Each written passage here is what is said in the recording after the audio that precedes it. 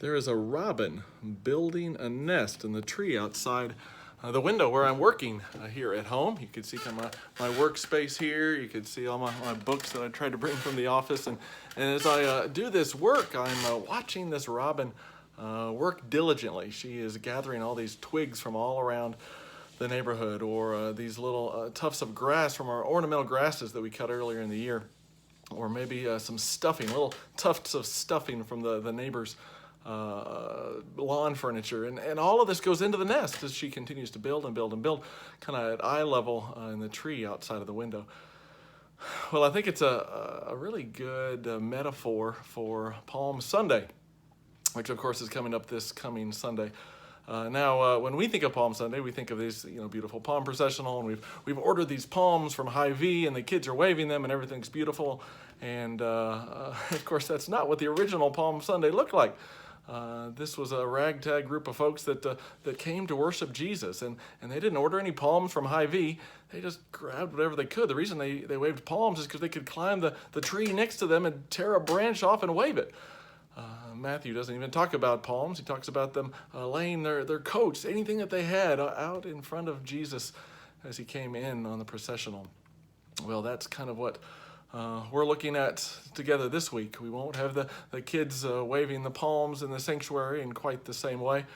But the reality is we could do the same thing that those original worshipers did. We can wave whatever we have on hand as we get ready to prepare for worship on this coming Sunday. That's what I want you to do. I want you to go out and to get whatever you can find. Maybe go out and cut a branch off your forsythia that's starting to bloom, or maybe get some of those ornamental grasses and cut them and bring them into the place where you're going to worship. Maybe dig into the closet. Find the kids' old dance routine, pom-poms or streamers, whatever you can wave. Again, what we wave is not nearly as important as the fact that we do wave, that we come and bring a heart of worship together into this place in which we know that Christ is present. And so that's what I want you to do for this Palm Sunday. And actually, it's not a bad way to look at communion as well.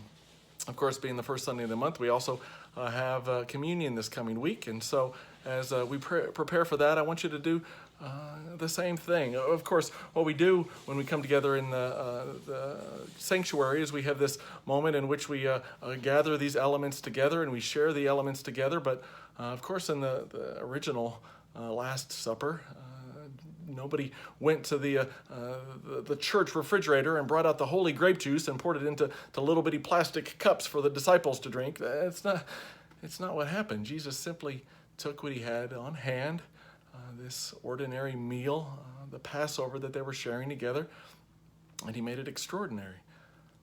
I invite you to do the same thing. I invite you to take a moment in the coming days to prepare for communion that we'll share together on Sunday. Gather together something that you and your household can drink together, whether it's some juice or some wine or some sparkling water or whatever it is, and then get some something to eat as bread. Maybe it's some bread you just happen to have at the house, or maybe if you wanted to make it unleavened like Jesus and the disciples would have had, get some matzah bread or some crackers. Perhaps you would want to share a recipe. We actually have posted a recipe that we could all together have a similar bread as we bake in our own homes, and everybody kind of share in this experience that we usually share together. Now we can share in a new way. In fact, Brandon Gillette has recorded a video. Emerald Le Gillette has recorded a video on how to cook this bread, showing how simple it is.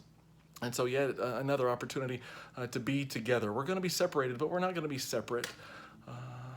People throughout the centuries have gathered in their own churches and their own places and yet found a unity through communion. That will be this coming Sunday. I invite you to think about ways that you can, make the ordinary into the extraordinary as we bring our things to wave and we bring our elements with which to worship. Come be a part of worship together. Come allow Christ to make the ordinary the extraordinary in our lives. Come into this place of worship together as we prepare our hearts for Holy Week on this Palm Sunday. Grace and peace to you.